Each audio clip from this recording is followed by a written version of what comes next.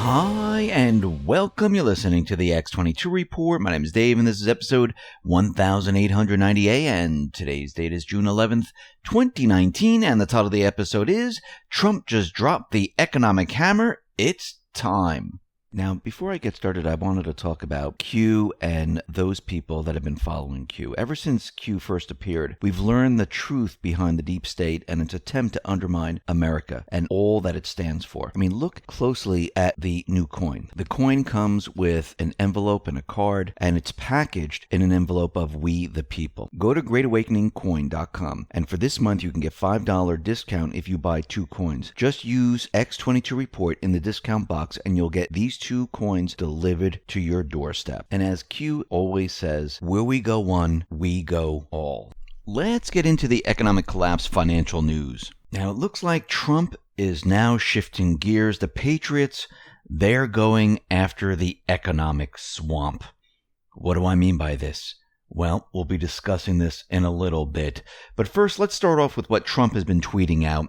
And he's going after all those individuals that are talking about his tariffs, saying tariffs aren't good for this country, tariffs do nothing, and Trump just wants to set the record straight of why tariffs are good for the United States. And yesterday we talked about how the central bank system, the establishment, they do not like tariffs. Trump tweeted out the following: Maria, Dagan, Steve, Stuart V.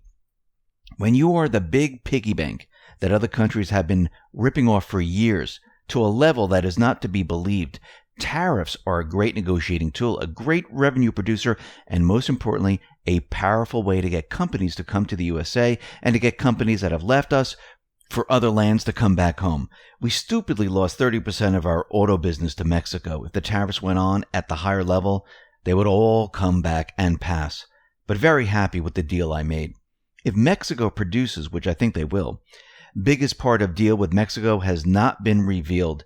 China is similar, except they devalue currency and subsidize companies to lessen effective 25% tariffs. So far, little effect to consumers. Companies will relocate to U.S. And we need to remember, Trump's main mission is to bring companies, the manufacturers, all back to the United States. Because over the many years, what the establishment, the elite, the central banks, the deep state, what they've been doing is they've been transferring all the companies, manufacturers from this company to other areas. And this was done on purpose. Now, Trump, he's using all their weapons, and I say their, the central bank, the deep state weapons against them. But it looks like Trump, he is going directly after those organizations that pushed companies, manufacturers out of this country.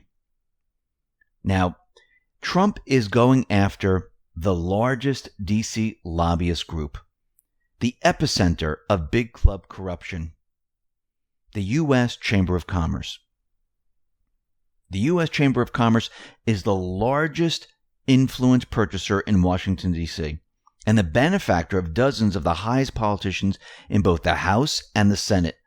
The Wall Street-funded Chamber of Commerce and their president, Tom Donahue, was already frustrated at their inability to influence Trump and White House economic trade policy. Trump is now confronting their self-serving politics directly. The Chamber of Commerce is the lead U.S. member of the multinational Big Club and has driven policies directly against Main Street USA for 3 decades. Until now, no modern U.S. president has ever been willing or fearless enough to take them on until now. A few days ago, the U.S. Chamber of Commerce threatened to sue President Trump over countervailing tariffs. Well, Trump went after them. And Trump is not just going to go after the Chamber of Commerce. Trump is going to go after many of these lobbyist groups.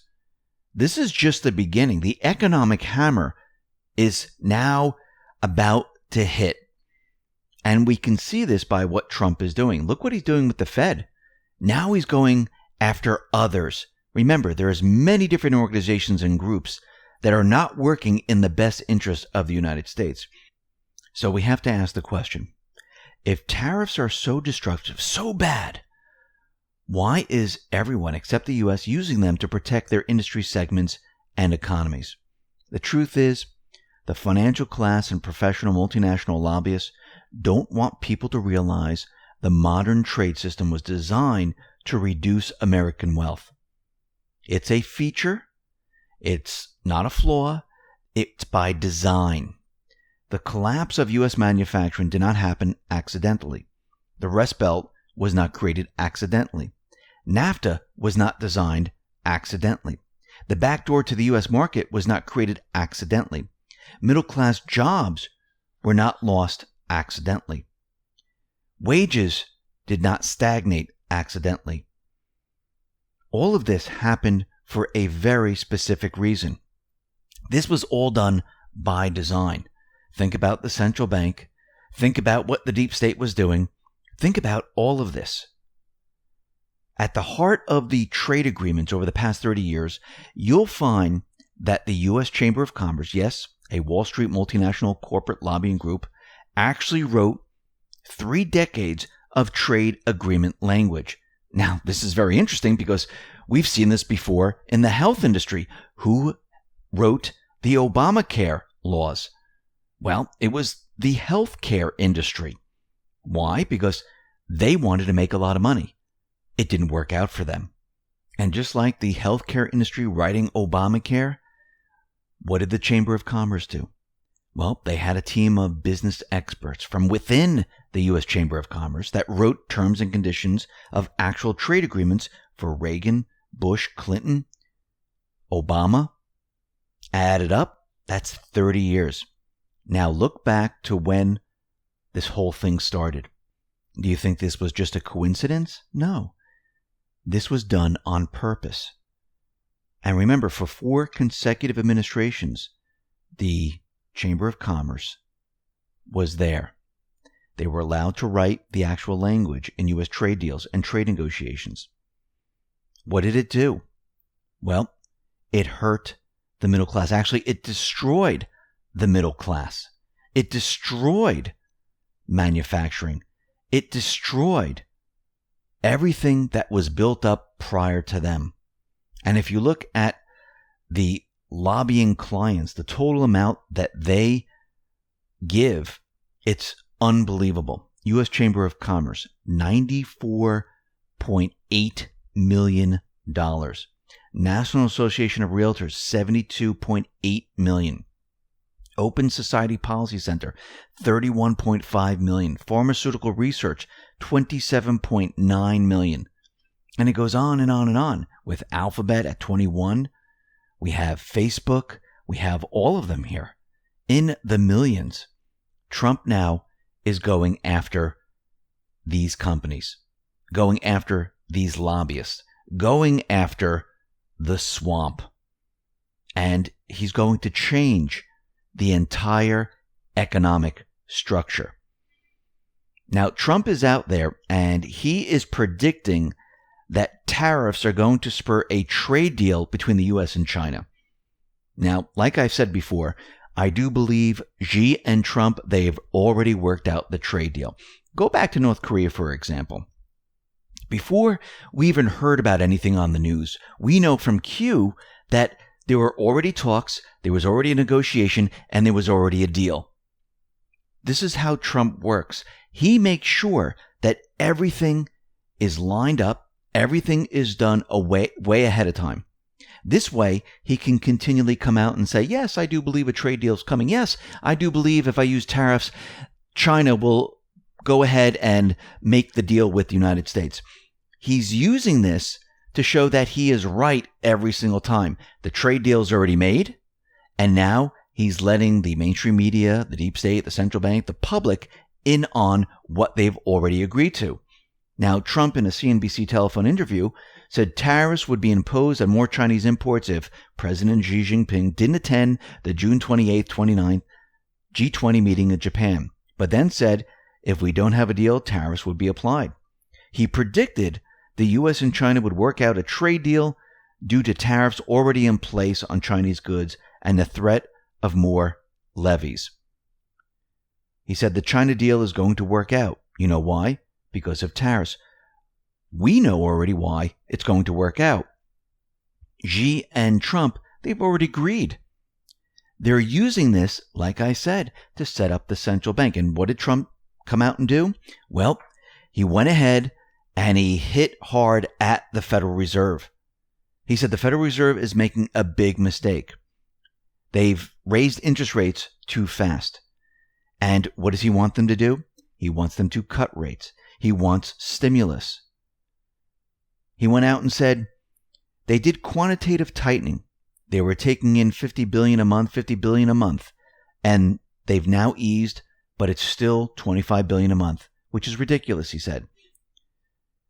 Now China is just doing the opposite of the U.S. They're pumping money in. So I'm winning, but I'm not winning on a level table. They devalue, they loosen, or you would just say they pump a lot of money into China, and it nullifies to an extent, not fully, the tariffs. He wants the Fed to go ahead and stimulate the economy. Think about it. If China is stimulating and the United States, the Federal Reserve is stimulating, what happens to the economy? Well, the illusion is that the economy looks like it's doing a lot better. The stock market goes up. Everything looks great. Companies are allowed to borrow at a very, very low rate. He's doing this on purpose. He tweeted out the following. This is because the euro and other currencies are devalued against the dollar, putting the U.S. at a bigger disadvantage. The Fed interest rate way too high, added to ridiculous quantitative tightening. They don't have a clue. Now, he just hit hard at the Federal Reserve. And he's telling everyone that the Fed doesn't have a clue. They don't know what they're doing. Now, again, the mainstream media outlets, they're all picking up on this. Actually, there was an article out of the New York Times where it says Trump renews attacks on Fed, putting central bank in a bind. Now, the question is, why is Trump doing this? Why is he out there hitting at the Fed? Well, he wants the mainstream media to pick up these stories. He wants the mainstream media to pick up his tweets. This is exactly what Trump and the Patriots want. They want the attention on the Fed, that they're responsible, that they can do more, that they can destroy the economy. And here's the big one, that they don't know what they are doing. They're put in charge of the U.S. economy, and they don't have a clue. Trump is now controlling the narrative. He's making it look like he's telling the Fed what to do to make the economy great. Think about it. He's out there, and we know that the Fed is independent, by the way. He's out there saying, listen, it'd be great if the Fed didn't raise rates anymore. The Fed doesn't raise rates, the economy looks better. It'd be great if the Fed would cut rates. Well, what do you think is going to happen to the economy? And I'm talking about the statistical economy. It's going to look incredible. He's showing the entire world that he is calling the shots. He's making the decision on how to make the economy look great. And when the Fed follows, the economy then looks great. He's proving to everyone here in the United States and around the world that the Fed doesn't know what they're doing. Remember, the Fed's job is not to make the economy look great.